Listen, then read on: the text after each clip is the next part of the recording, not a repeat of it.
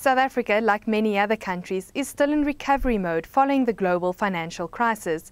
But in a recent interview with Creamer Media's Terence and Martin Creamer, Finance Minister Pravin Gordhan indicated that government was keen to look beyond the crisis and forge a social compact around a new 7% 20-year growth path.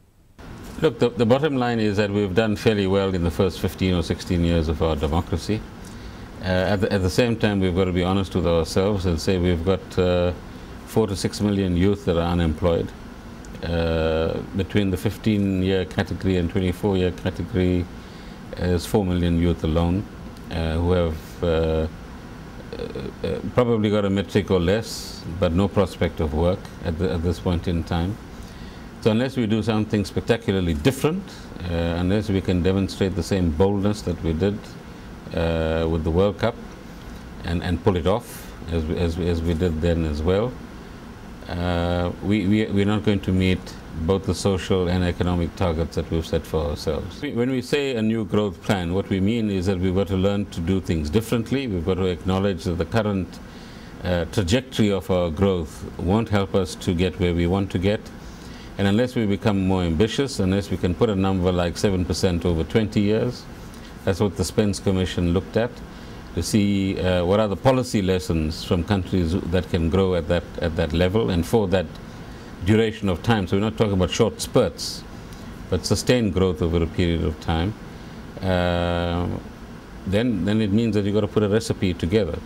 And that's the work that we're currently doing. I mean, setting a target like 7% over 20 years and setting a target like getting youth off the streets and into productive employment or engagement in one kind of way or another is going to require a humongous national effort.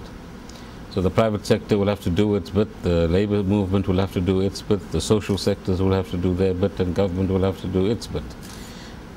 We've got to now get the minds to meet. We've got to get the minds to agree that this is a formidable national challenge that we have. And like countries elsewhere in the world that have successfully negotiated these sorts of, let's call them social compacts for now, and determined, if you like, a national intent, our challenge is, can we do it here? But not just as another document which is testimony to the fact that we can sit in a room and talk, but far more importantly that we can give effective implementation to it, and people must be able to palpate it in their day-to-day and real life.